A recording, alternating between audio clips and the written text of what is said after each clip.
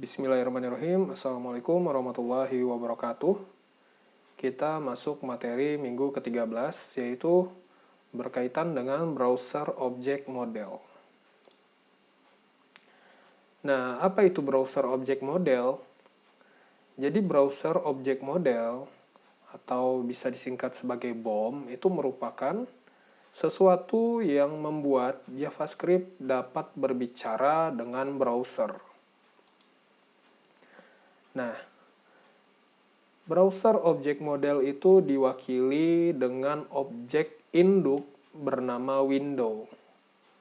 Nah, window ini disupport oleh seluruh browser. Jadi, merepresentasikan tentang objek browser window.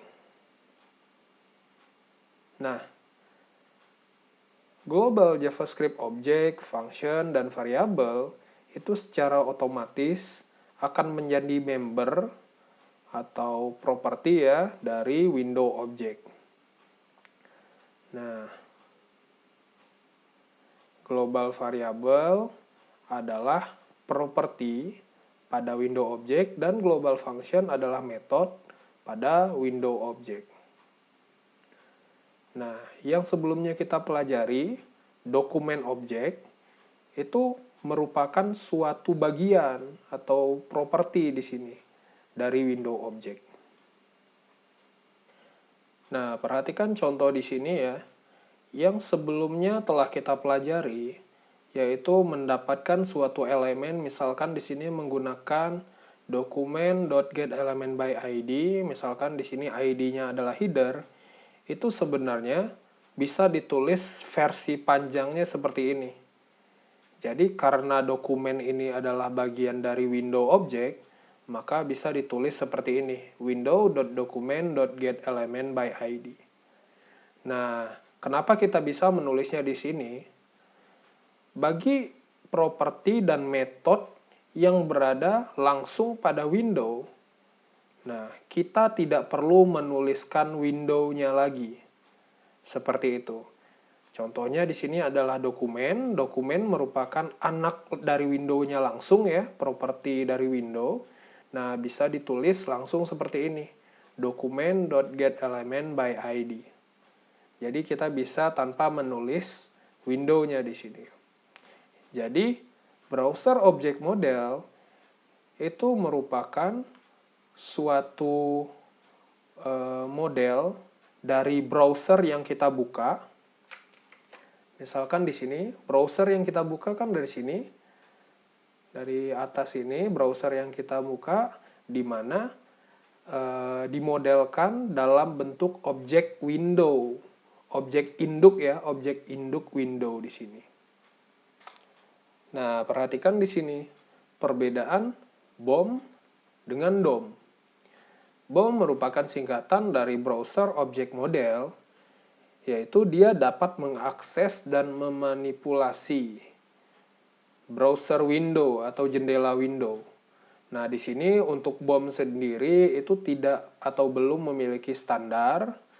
Nah, pada teorinya, setiap browser, ya katakan ada Firefox, ada Mozilla, ada Chrome, ada Safari. Nah, pada teorinya mereka punya cara sendiri untuk mengimplementasikan BOM. Nah, tetapi pada prakteknya, hampir semua modern browser menggunakan objek yang sama. Nah, seperti itu. Nah, berbeda dengan DOM. DOM ini lebih spesifik pada dokumen objek model, yaitu halaman dari web yang kita buat. Nah, jadi DOM ini spesifik menggambarkan bentuk model objek dari halaman suatu web. Nah, di mana DOM ini juga merupakan bagian atau properti dari BOM. Nah, di sini fokusnya untuk memanipulasi HTML dokumen. Nah, berbeda dengan BOM yang di sini BOM belum memiliki standar. Nah, kalau DOM itu sudah memiliki standar yang diatur oleh W3C, World Wide Web Consortium, seperti itu. Jadi karena sudah memiliki standar, pastinya nantinya di setiap browser sama. Seperti itu. Nah, kalau kita perhatikan, bisa digambarkan seperti gambar yang ada di sini. Di mana BOM, Browser Object Model, objek induknya itu adalah window di sini. Nah, sedangkan dokumen objek model, objek induknya adalah dokumen. Di mana dokumen merupakan suatu properti dari window. Nah, di sini terdapat beberapa properti lainnya. Ada yang dinamakan navigator, ada screen, ada history, ada location. Nanti akan kita bahas satu-satu apa fungsi dari yang lain ini. Kita masuk yang pertama yaitu screen. Nah, jadi kalian perlu tahu bahwa ketika kita ingin mendapatkan informasi tentang user screen, maka kita dapat mengakses Windows screen di sini. Nah, karena screen ini merupakan suatu properti yang langsung berada pada window, maka window yang ada di depan sini bisa tidak kita tulis. Nah, jadi kalau kita perhatikan di sini, misalkan kita tes F12 di sini ya. Nah, untuk mengakses screen kita bisa mengakses dengan cara window.screen atau langsung saja screen seperti ini. Nah, jadi di sini kita bisa mendapatkan beberapa informasi lainnya, yaitu seperti width, height, level width, level high, color depth, pixel depth misalkan. Nah, apa yang dimaksud dengan width? Width itu melambangkan lebar dari screen yang visitor gunakan. Jadi visitor ini adalah orang yang menggunakan web ya. Nah, lalu high ini melambangkan tinggi dari screen yang digunakan. Nah, di sini width-nya 1366, width di komputer saya. Lalu high-nya 768. Ini melambangkan resolusi dari screen yang saya gunakan untuk mengakses web ini, katakan. Saya di sini menggunakan Google Docs. Nah, lalu ada juga yang dinamakan available width dan available high. Itu diwakilkan oleh properti available width di sini dan available high di sini. Nah, ini melambangkan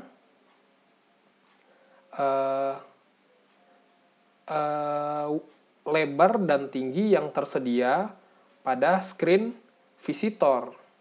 Nah, ini berarti perhatikan di sini misalkan screen.availWidth katakan saat ini adalah 1366. Lalu screen avail high-nya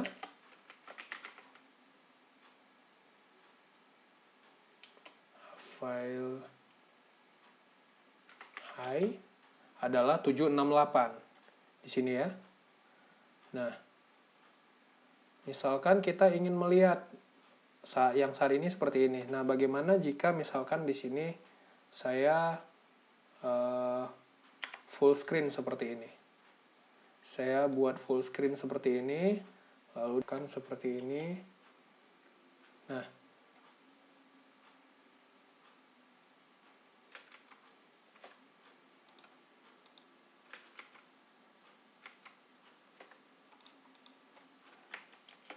saat ini adalah 515.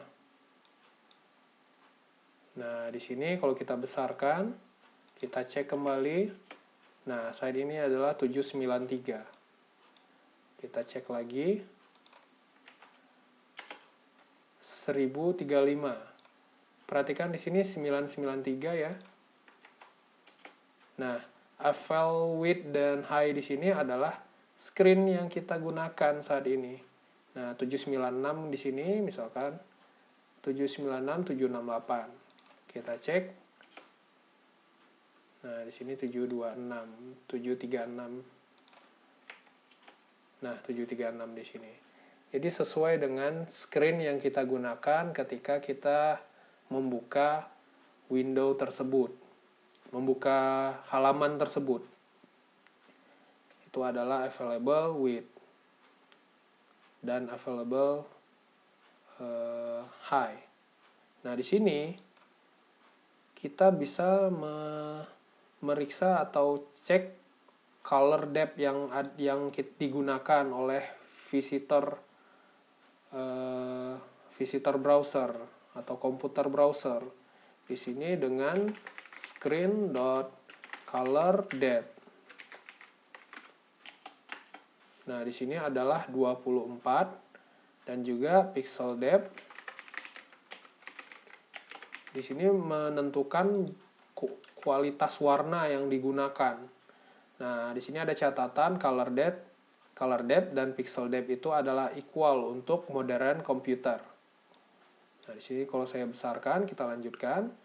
Nah, di sini saya tadi menggunakan 24. Ini berarti komputer saya menggunakan penggunaan warna dengan nama True Colors, yaitu dari 24 bit ini akan terdapat 16 juta, sekian kombinasi warna yang bisa dibentuk.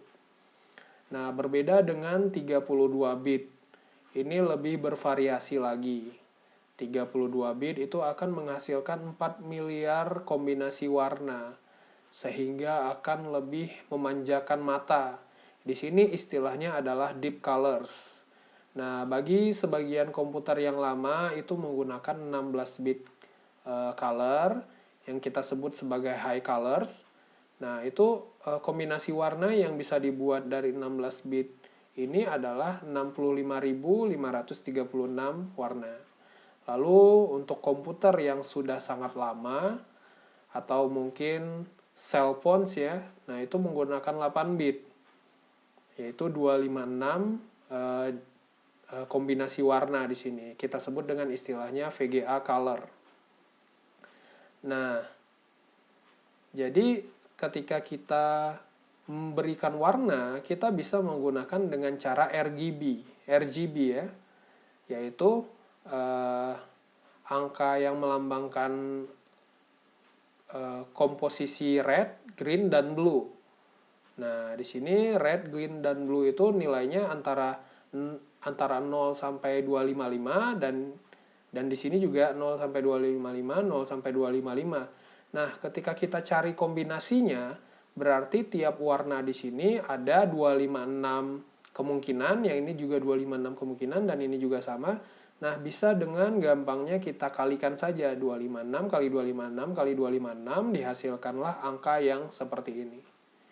16 juta, sekian-sekian kombinasi warna. Nah, itu tadi sekilas tentang screen. Jadi kita bisa mendapatkan beberapa informasi tentang user. Tentang screen user. Lalu ada yang dinamakan location. Property location digunakan untuk mengetahui current page address, alamat dari halaman yang saat ini sedang dibuka. Seperti itu. Misalkan di sini, maaf sebentar, kita membuka dengan halaman ini. Ini adalah URL lengkap yang saat ini saya buka untuk membuka presentasi yang ini. Nah, kita bisa mengakses dengan menuliskan window.location di sini. Nah, perhatikan kita mendapatkan objek yang berisi banyak informasi. Mungkin sekilas kita bahas beberapa yang ada di sini. Nah, karena di sini sama seperti yang tadi ya, menempel di objek window, maka location bisa kita langsung tulis saja seperti ini, location. Nah, misalkan di sini ada location.href. Nah, ini akan mengembalikan halaman atau URL lengkap dari halaman yang sedang kita buka. Jadi URL lengkap dari halaman yang sedang kita buka. Nah, perhatikan di sini ya, full. Nah, bagaimana ketika kita ingin mendapatkan hostname-nya saja? Nah, apa yang dimaksud dengan hostname? Nah, perhatikan di sini yang dimaksud dengan hostname adalah domain yang ada di sini. docs.google.com ini adalah hostname-nya. Lalu ada yang dinamakan pet name. Apa itu pet name? Nah, pet name ini adalah setelah hostname di sini, yaitu page ini berada di sini presentation / sekian-sekian. Nah, ini adalah pet name dari halaman web yang sedang dibuka ini. Lalu kemudian ada yang dinamakan protokol. Protokol apa yang digunakan pada web ini? Yaitu menggunakan HTTPS. Nah, itu dapat dilihat di sini. Misalkan ketika kita cek ya, di sini ada HTTPS, atau mungkin nanti ketika kalian buka ada sebagian web yang masih HTTP. Perbedaannya, HTTPS itu lebih secure karena informasi yang lalu lalang itu di-encrypt terlebih dahulu agar tidak bisa langsung dibaca. Sedangkan HTTP itu informasi yang lalu lalang bisa dibaca. Seperti itu. Jadi HTTPS cenderung lebih aman. Nah, ini protokol. Lalu ada yang dinamakan location port. Nah, di sini perhatikan location portnya tidak ditampilkan.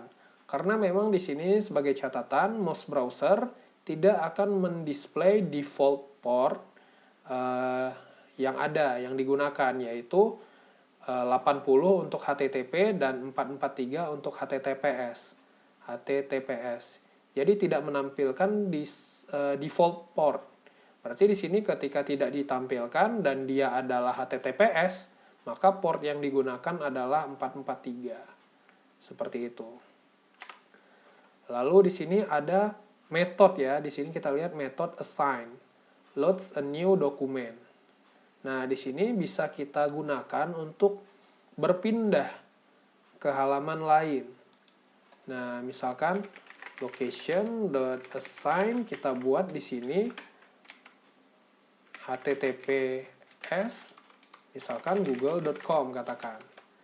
Nah, di sini coba kita enter, maka dia akan beralih ke halaman yang kita tulis tadi di sana.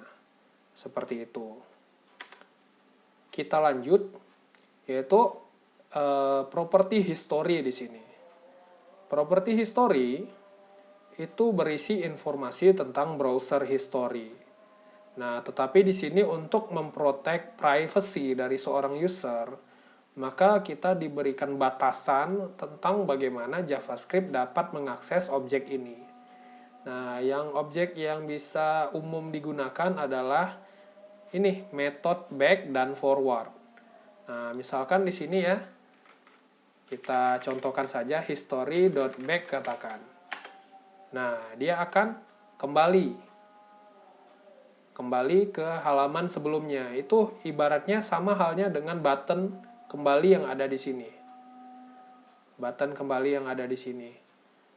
Nah, kalau yang forward,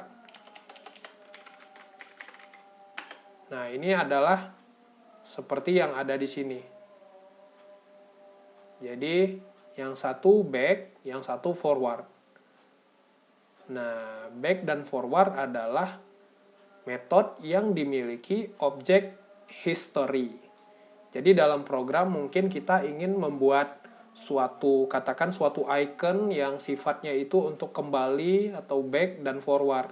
Nah, kita bisa menggunakan metode history.back dan history.forward tersebut di dalam program kita nantinya. Seperti itu. Nah, di sini kita tampilkan kembali. Lalu di sini terdapat objek yang dinamakan navigator. Sama seperti yang lainnya, navigator ini merupakan properti dari window. Jadi karena properti dari window, dia bisa langsung diakses. navigator seperti ini. Nah, apa itu navigator? Navigator berisi informasi tentang browser dari visitor. Nah, tentang browser apa yang digunakan.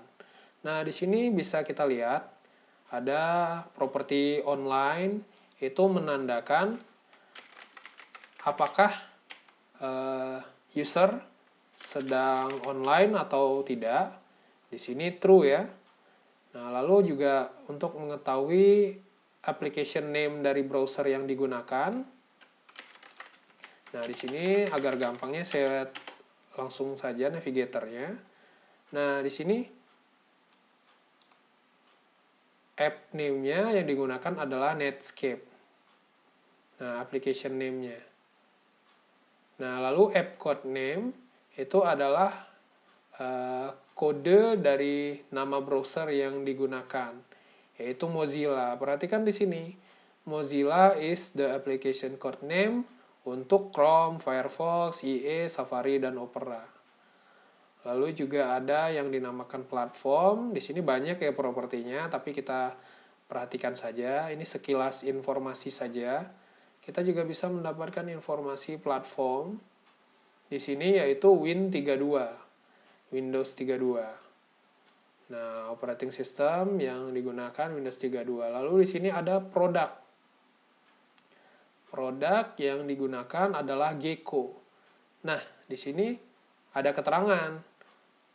Hampir sebagian browser itu mengembalikan nilai Gecko sebagai product name. Kemudian di sini ada language, yaitu menggunakan, misalkan kalau kita cek di sini ya, navigator.language. Nah, saya menggunakan NUS saat ini di browser yang ini. Lalu kita bisa cek apakah cookie enable atau tidak. Nah, apa itu cookie? Nanti akan kita bahas sekilas. Nah, di sini navigator.cookie enable yaitu true. Nah, berarti saya mengaktifkan cookie pada halaman ini, pada browser saya. Nah, itu adalah navigator, yaitu berisi informasi tentang visitor browser. Lalu, objek dokumen yang sebelumnya telah kita pelajari ya, yaitu kita bisa memanipulasi segala sesuatu yang ada di halaman web, yaitu lebih tepatnya HTML-nya. Kita bisa memanipulasi elemennya, atributnya, stylenya. Lalu kita juga bisa bereaksi terhadap events di sini yang sebelumnya pernah kita coba. Lalu kita juga bisa create new events. Tapi pada kemarin kita tidak melakukannya. Jadi cukup sampai di sini.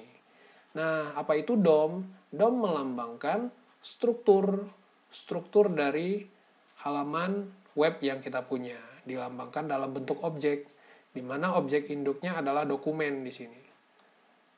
Nah, objek induknya adalah dokumen, memiliki anak, yaitu HTML, yaitu merupakan root elemen dari halaman web kita. Lalu HTML memiliki head dan body.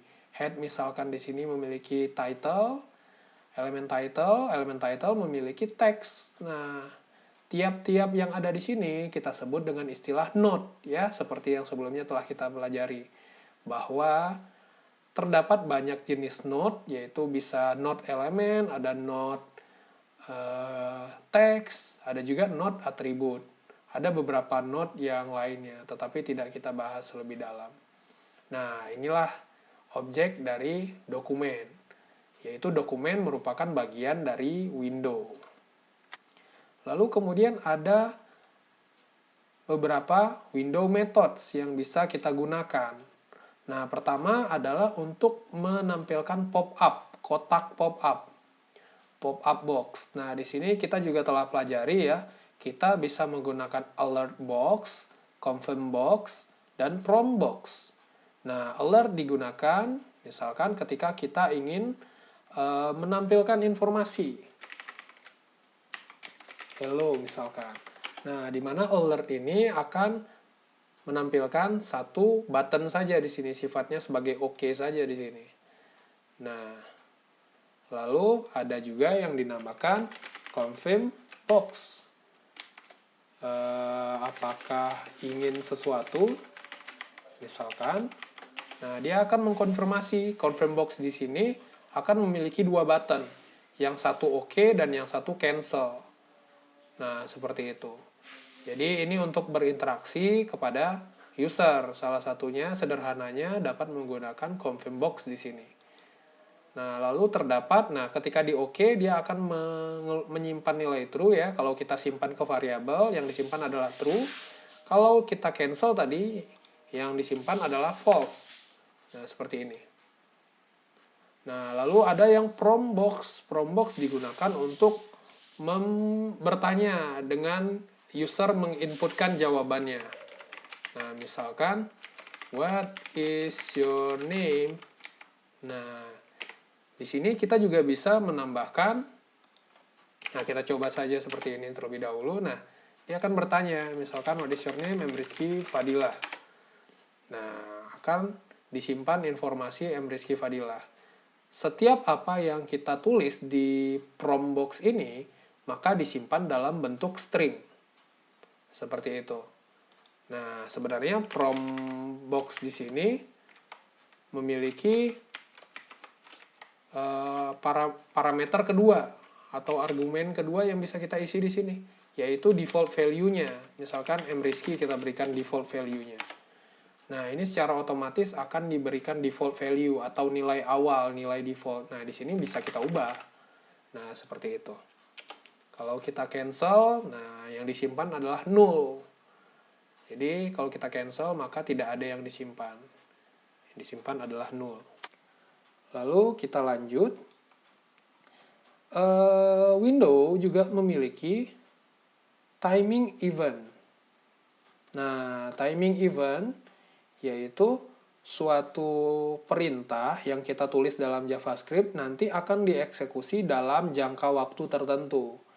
Nah, di sini kita bisa menggunakan fungsi set timeout dan juga set interval. Nah, oh ya, sama seperti yang tadi ya, alert di sini sebenarnya adalah metode yang ada pada Windows. Nah, seperti ini ya, Windows alert test misalkan. Nah, tapi karena metode tersebut berada atau menempel pada window, pada objek window, maka kita tidak perlu menuliskan window-nya. Jadi itu alasan kenapa kita bisa langsung menggunakan alert box di sini. Nah, sama dengan itu set timeout juga. Nah, apa itu set timeout? Kita bisa memberikan waktu jeda agar waktu jeda untuk mengeksekusi baris program. Misalkan di sini kita coba saja set timeout. Misalkan apa yang ingin ditampilkan. Nah, misalkan yang ditampilkan adalah di sini saya clear console saja biar lega. Nah, apa yang ingin ditampilkan? Misalkan set timeout kita ingin menampilkan alert, katakan alert hello di sini. Nah, lalu di sini terdapat argumen yang kedua atau parameter yang kedua, yaitu kalau kita lihat di sini merupakan durasi dalam millisecond. Misalkan 1000 millisecond itu sama dengan 1 detik. Jadi misalkan di sini kita buat 3000, yaitu menandakan 3000 millisecond. Artinya nantinya alert hello ini akan muncul ketika 3 detik setelahnya. Setelah ini ditekan. Misalkan di sini saya tekan ya, kita hitung. Ups, sebentar. Oh ya, di sini kita harus membuatnya seperti ini. Kita menyimpannya ke dalam suatu function terlebih dahulu. Karena kalau kita membuatnya seperti ini akan langsung dieksekusi. Misalkan functionnya adalah show alert, di mana fungsi ini akan menampilkan misalkan alert hello. Ini akan enak ditulis ketika berada di program ya, atau kita coba saja menggunakan snippet di sini. Nah, kita bisa menggunakan snippet. Nah, misalkan di sini kita tulis misalkan functionnya, function dengan nama show alert. Nah, di sini sederhana saja menyampaikan alert hello world from timeout. Nah, seperti ini. Lalu kemudian kita menampilkannya di sini. Misalkan alert, set timeout ya, set timeout. Nah, apa yang ingin kita tampilkan? Yang ingin kita tampilkan adalah show alert. Tapi jangan langsung seperti ini. Karena jika langsung seperti ini, maka langsung dieksekusi. Nah, kita biarkan seperti ini. Lalu durasinya berapa lama? Misalkan 3 detik. Nah, di sini misalkan kita jalankan ya. 1, 2, 3. Nah, perhatikan. Baru muncul hello world-nya. Hello world from timeout-nya. Nah, di sini kalau kita coba misalkan 5 detik katakan. Lalu kita jalankan snippet yang ini ya. Nah, 1, 2, 3, 4, 5. Nah, tampil hello world from timeout. Seperti itu. Jadi kita bisa membuat timeout atau mengatur jeda kapan dia akan dieksekusi dengan menggunakan set timeout di sini. Nah, kemudian set timeout di sini. Nah, seperti ini ya contoh yang tadi bisa kita taruh di button katakan. Di sini kalau kita perhatikan ya, kita menaruhnya di suatu button, katakan ketika di on click kita set timeout lalu my function misalkan di sini contohnya untuk menampilkan alert hello. Nah, jadi timeout akan di-trigger setelah kita mengklik ini. Lalu dia akan menjalankan my function di sini setelah 3 detik atau 3000 milisecond. Jadi ingat di sini adalah dalam milisecond. Nah, kemudian pertanyaannya, misalkan kita telah menekan sesuatu yang nantinya akan menjalankan my function ini. Bagaimana kalau kita ingin stop? Nah, ingin membatalkan seperti itu. Nah, di sini kita bisa menggunakan clear timeout. Clear timeout, apa yang ingin di-clear? Yaitu misalkan my var ini. Jadi sebelumnya kita simpan terlebih dahulu yang di sini menjadi suatu variabel. Jadi yang ingin kita clearkan itu adalah yang ini. Yang ini merupakan set timeout yang kita set di sini. Jadi misalkan kita ingin meng-cancel nih. Kita sudah menekan dalam 3 detik kemudian akan menampilkan ini. Ternyata di detik pertama setelah ini jalan ya kita ingin membatalkan. Oh, nggak jadi. Nah, kita bisa menggunakan clear timeout seperti ini. Nah, jadi set timeout dan clear timeout. Itu akan membuat kita dapat memberikan jeda kapan suatu script atau kapan suatu fungsi dieksekusi. Lalu kita lanjut. Kemudian ada yang dinamakan set interval. Nah, ada yang dinamakan set interval di sini. Nah, interval ini suatu fungsi yang kita set di sini ya sebagai parameter atau sebagai argumen seperti yang set timeout tadi, itu akan dieksekusi terus dalam jeda. Nah, di sini dalam jeda misalkan sekian milisecond. Nah, di sini 1000 milisecond itu berarti 1 detik.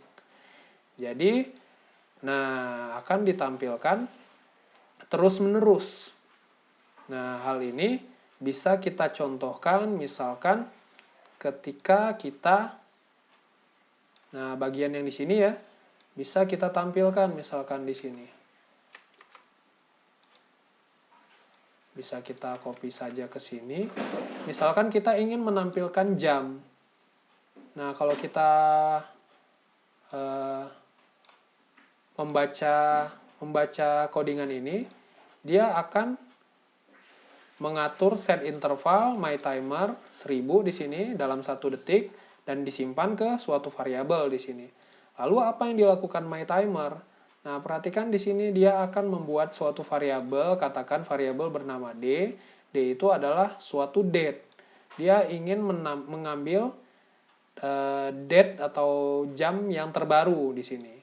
Lalu ditampilkan di inner HTML elemen yang bernama demo di sini. Yang ber-ID demo ya, yang ber-ID demo. Lalu apa yang digantikan yaitu local time string. Nah, seperti itu. Nah, perhatikan di sini terdapat contohnya ya. Set interval. Nah, di sini misalkan kita ingin menampilkan hello. Nah, katakanlah di sini kita menampilkan hello dalam waktu 3 detik. Nah, jadi setiap 3 detik dia menampilkan seperti ini. Nah, ini bisa kita lakukan juga terhadap jam. Nah, terhadap jam di sini kita buka bagian yang ini dulu. BOM di sini. Nah, teman-teman juga bisa mengetahui lebih detailnya di sini ya. JavaScript browser BOM di sini. Nah, di sini pada bagian timing. Nah, kita menggunakan set interval di sini. Nah, saya mengambil contoh juga dari sini. Nah, misalkan perhatikan di sini.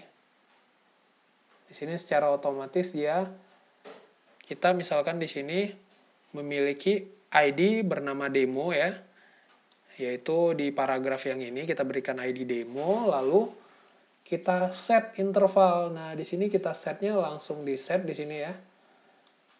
Nah, jadi setiap 1 detik dia akan melakukan ini. Nah, singkat cerita dia akan mendapatkan date yang terbaru, lalu di set menjadi bentuk local time string. Nah, bagaimana kalau misalkan ini kita buang saja, jadi hanya D-nya saja. Nah, lalu D ini disimpan di inner.html dari elemen ini.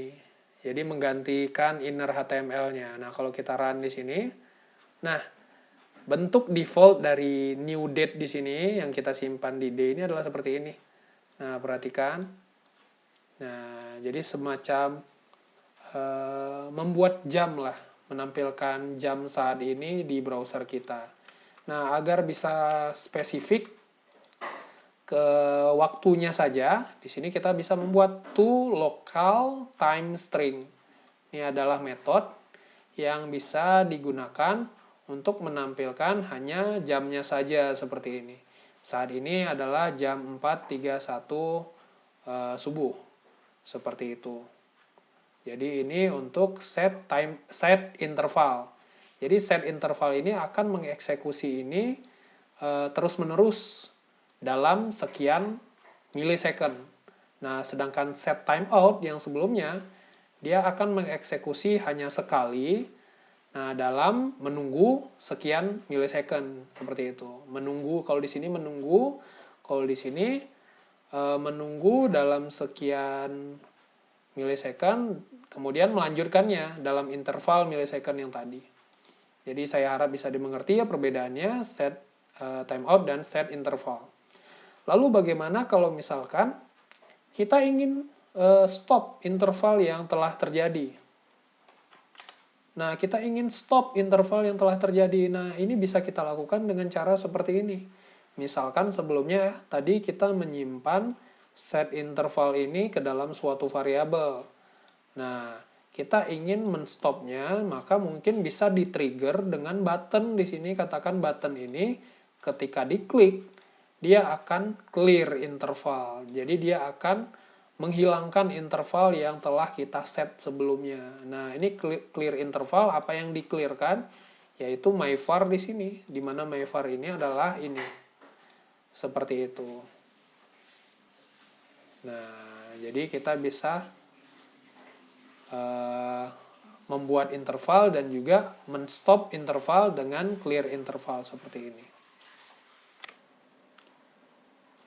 Oke, selanjutnya ada yang dinamakan cookies. Apa itu cookies? Jadi cookies membuat kita dapat menyimpan informasi user dalam halaman web yang kita buat. Nah, cookies itu adalah suatu data yang disimpan dalam suatu text file yang kecil pada komputer kita. Nah, kan misalkan ketika kita buka suatu halaman web, seperti yang kita buat ya, halaman web yang telah kita buat, ketika kita refresh, maka tampilannya akan kembali. Nah, akan kembali ke bentuk semula. Nah, dengan cookies, hal itu bisa teratasi. Jadi dengan cookies, kita bisa mengingat informasi tentang user misalkan. Nah, jadi ketika seorang user mengunjungi halaman web, maka informasinya seperti nama, ya nama si user ya itu bisa disimpan di dalam cookie. Nah, untuk selanjutnya ketika user tersebut mengakses web tersebut, cookie tersebut dapat mengingat nama si user yang memvisit tadi, mengunjungi web tadi. Seperti itu. Nah, bagaimana cara menambahkan cookie? Nah, jadi perlu diingat JavaScript dapat menambahkan, membaca, bahkan mendelete cookie dengan mengakses dokumen.cookie di sini. Dokumen.cookie property. Jadi cookie ini berada di dalam dokumen. Nah, kita bisa membuat cookie sederhananya dengan seperti ini. Nah, di sini mungkin agak sedikit diperhatikan ya.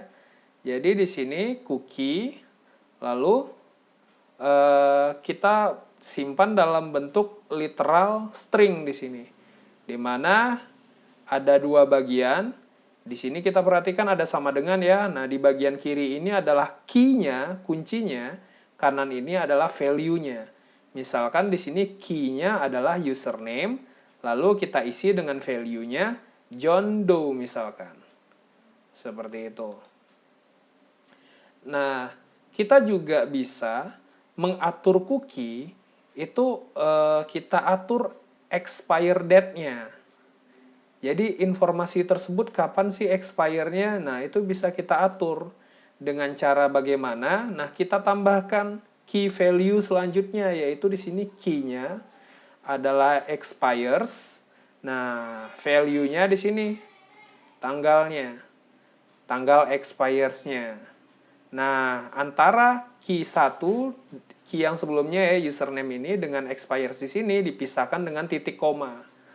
Nah, perhatikan di sini kedua informasi ini yaitu username dan expires-nya ini berada di dalam suatu literal string di sini. Seperti itu. Di sini ketika menambahkan cookie dengan informasi expire date-nya. Nah, lalu juga cookie bisa di-create dengan mengatur spesifik path-nya. Nah, by default, cookie itu path-nya adalah halaman yang saat ini. Nah, di sini bisa kita tambahkan path-nya, sama dipisah dengan titik koma. Jadi mungkin untuk cara penulisan cookie ini mungkin agak sedikit berbeda ya dari yang telah kita pelajari, tapi beginilah formatnya ketika kita ingin menambahkan cookie. Nah, bagaimana kita bisa membaca cookie? Kita bisa membaca cookie dengan mengakses dokumen.cookie.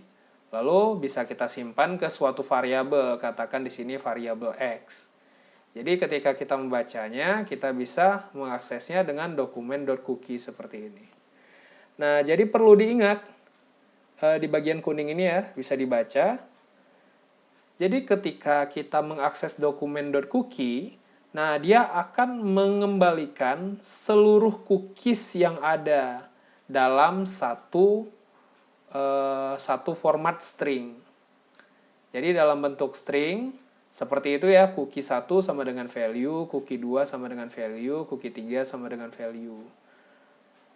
Nah, nanti informasi tersebut mungkin perlu diekstrak terlebih dahulu. Kita bisa menggunakan fungsi seperti split yang ada di JavaScript, yaitu akan memisahkan string berdasarkan suatu delimiter. Nah, di sini kita perhatikan ya. Kita menggunakan delimiter atau pembatas titik koma di sini karena informasinya dipisahkan berdasarkan titik koma. Seperti itu. Nah, kemudian bagaimana caranya kita untuk mengganti suatu cookie? Nah, mengganti value dari cookie yang kita set. Nah, di sini kita bisa mengganti cookie dengan cara yang sama seperti kita membuatnya. Yaitu misalkan username di sini, misalkan John Doe mungkin tinggal kita ubah jadi mrizky katakan. Nah, kita bisa menggantinya seperti itu. Nah, bagaimana cara mendelete cookie? Nah, cookie bisa di-delete dengan cara yang sangat sederhana, yaitu kita set expire date-nya menjadi expire date yang telah lalu. Jadi expire date yang telah lewat itu secara otomatis akan mendelete cookie. Nah, jadi ketika kita mengakses cookie, maka kita akan mendapatkan suatu bentuk string di sini. Kita sebut cookie string. Nah, kalau kita perhatikan itu seperti text string yang biasa ya, tapi ternyata tidak. Jadi bahkan ketika kita menulis cookie, nah dan ketika kita membacanya, maka yang kita dapatkan adalah kombinasi dari key value. Seperti itu. Jadi ketika kita set cookie yang baru, misalkan key-nya yang berbeda ya, misalkan yang key yang pertama cookie 1, kita buat ya dengan cara seperti ini tadi, dokumen.cookie kita set saja langsung. Nah, ketika kita ingin membuat cookie baru, kita tulis saja misalkan cookie 2 sama dengan apa. Nah, nanti ketika kita baca dokumen.cookie, maka informasi kedua-duanya ini masih ada. Jadi tidak tertimpa, informasi yang pertama ini tidak akan tertimpa. Jadi seperti itu. Nah, lalu ada yang dinamakan web storage. Jadi sama halnya seperti cookie, web storage juga bisa digunakan untuk menyimpan informasi di dalam browser. Nah, di sini ada istilahnya web storage API. Mungkin untuk saat ini abaikan dulu API itu seperti apa. Jadi sederhananya web storage API ini adalah suatu sintaks yang bisa kita gunakan untuk menyimpan dan mendapatkan data dari browser. Jadi penggunaannya lebih sederhana lagi nih dengan menggunakan web storage. Nah, kita bisa menyimpan informasi dengan seperti ini. Contohnya di sini misalkan local storage, set item. Nah, ini seperti set cookie ya. Tapi di sini kita mengakses dengan local storage di sini. Set item, lalu key-nya, lalu value-nya di sini. Nah, ketika kita ingin mengakses key tertentu, misalkan di sini key name, nah kita bisa mengaksesnya dengan get item. Jadi ketika ingin menambahkan, kita gunakan set item. Ketika kita ingin mendapatkan, kita gunakan get item. Nah, jadi web storage API ini ada dua. Ada yang dinamakan local storage, ada juga yang dinamakan session storage. Nah, di sini kita perhatikan terlebih dahulu yang local storage. Nah, local storage ini adalah suatu objek yang memberikan akses ke penyimpanan lokal ya, ke penyimpanan lokal yang ada pada website. Jadi di sini penyimpanan lokal itu berarti sama halnya seperti cookie, informasinya disimpan di browser. Jadi local storage ini bisa menyimpan, membaca, menambahkan, mengubah dan juga mendelete data dari suatu domain. Nah, local storage keunggulannya adalah no expiration date. Jadi tidak ada waktu expirednya. Nah, dia akan menghilang ketika kita mendelete-nya. Seperti itu. Bahkan ketika kita menutup browser, itu akan tidak terdelete. Jadi ketika kita ingin di-delete atau kita sudah tidak butuh lagi, kita tinggal mendelete-nya. Jadi di sini bahkan ketika browser di-close, dia masih ada, tidak akan terdelete. Nah, data yang ada di dalamnya bisa disimpan selama seharian, semingguan, dan mungkin bertahun-tahun. Seperti itu. Nah, ketika kita mengakses local storage, kita bisa langsung mengaksesnya seperti ini ya, local storage.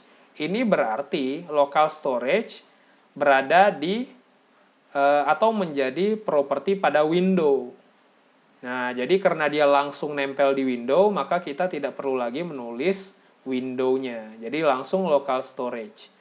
Nah, lalu di sini seperti yang tadi, kita bisa menambahkan dengan set item.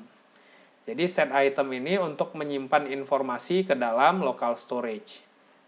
Nah, di sini terdapat dua parameter ya. Di sini kita lihat ada name dan ada value. Nah, name-nya di sini adalah key-nya, kuncinya. Nah, value-nya itu adalah nilai yang ingin disimpan pada key tersebut. Lalu untuk mendapatkannya, kita menggunakan get item di sini.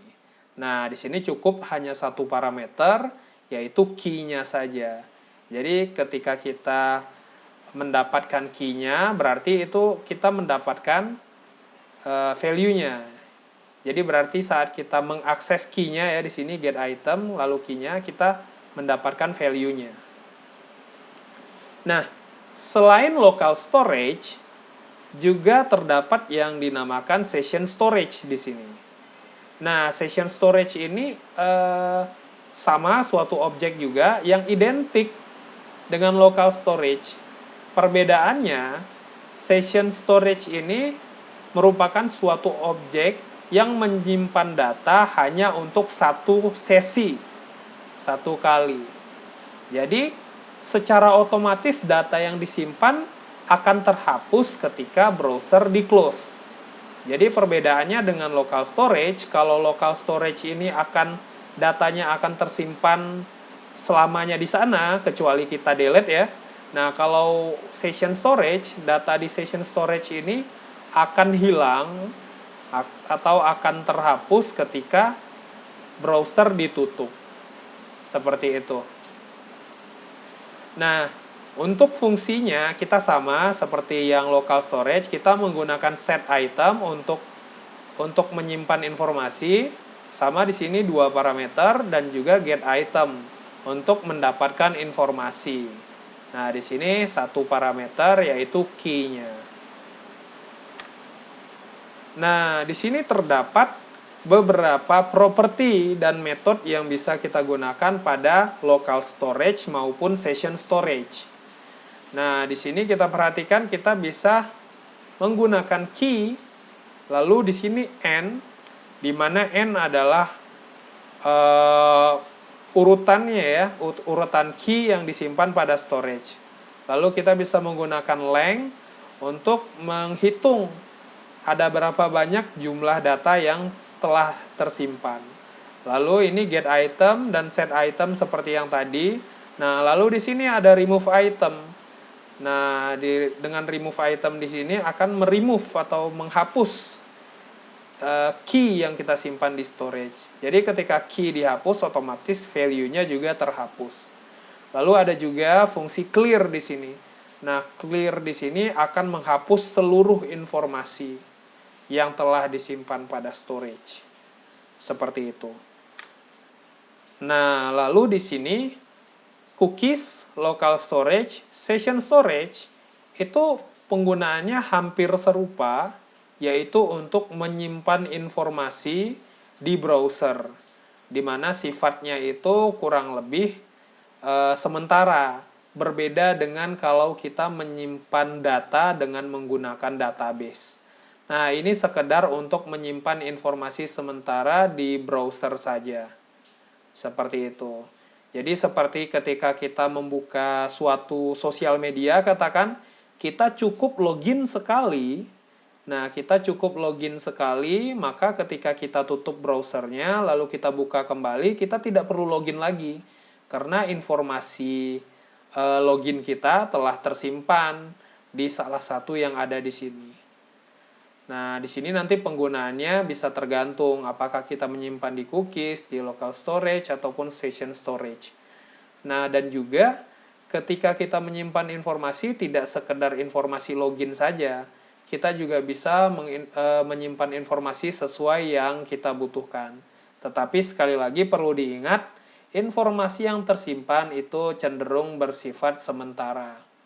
Seperti itu. Nah, di sini ada link yang mungkin bisa teman-teman akses jika teman-teman ingin tahu lebih dalam perbedaannya seperti apa. Nah, di sini linknya mengarah ke Stack Overflow ya. Nah, di sini terdapat penjelasan yang cukup panjang. Salah satunya di sini ada pro dan positif dan negatifnya, kapan kita menggunakan local storage, kapan kita menggunakan session storage, dan kapan menggunakan cookie. Nah, di sini terdapat sedikit perbandingan ya, kalau kita perhatikan di sini terdapat sedikit perbandingan, misalkan dari sisi kapasitas, kita menyimpan dengan cookie itu maksimal 4 KB, dengan local storage bisa 10 MB, session storage bisa 5 MB. Nah, pada sisi browsernya, cookies ini support HTML4. Nah, sedangkan local storage, session storage itu HTML5. Nah, cookies juga HTML5.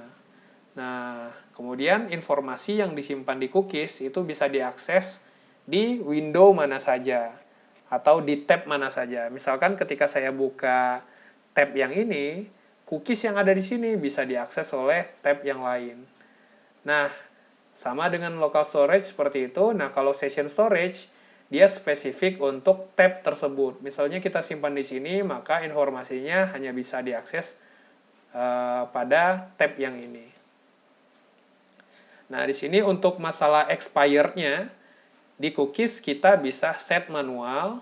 Nah, di local storage itu tidak akan expire, sedangkan session storage itu akan expire ketika tab-nya di close. Seperti itu. Nah, masalah tempat penyimpanan, tempat lokasi penyimpanannya, di sini kalau cookies kita menyimpan informasinya di browser dan juga server. Kalau local storage dan session storage ini hanya menyimpan di browser.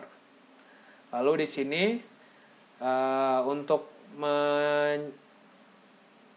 ketika kita mengirim request ya, nah cookies ini ikut dikirim, local storage dan session storage tidak. Jadi biasanya ketika kita membuka suatu web ya, misalkan web e-commerce, kadang kita mencari sesuatu, misalkan kita mencari baju tertentu. Nah, informasi itu bisa dikirim di cookies, bisa disimpan di cookies. Nah, nantinya ketika kita mengakses halaman lain, artinya kita merequest ke server ya untuk mengakses ke halaman tersebut, maka cookiesnya akan ikutan. Jadi sehingga ketika cookiesnya ikut, server tahu apa saja sih yang pernah kita cari. Nah, nantinya kita akan diberikan rekomendasi-rekomendasi tentang apa yang pernah kita cari. Jadi misalkan teman-teman buka Facebook gitu ya, dan juga teman-teman buka buka e-commerce Tokopedia ataupun Shopee. Nah, kadang-kadang ketika kita mengakses misalkan membeli barang A, tiba-tiba di Facebook muncul informasi barang A tersebut. Nah, itu muncul karena informasi apa yang kita pernah cari ya, itu disimpan di cookie ini. Seperti itu. Karena di sini cookie akan diikut sertakan ketika kita merequest ke suatu halaman tertentu. Oke, ini adalah akhir dari pertemuan minggu kali ini. Seperti biasa, untuk tugas dan kuis jangan lupa cek di Google Classroom masing-masing. Sekian, Assalamualaikum warahmatullahi wabarakatuh.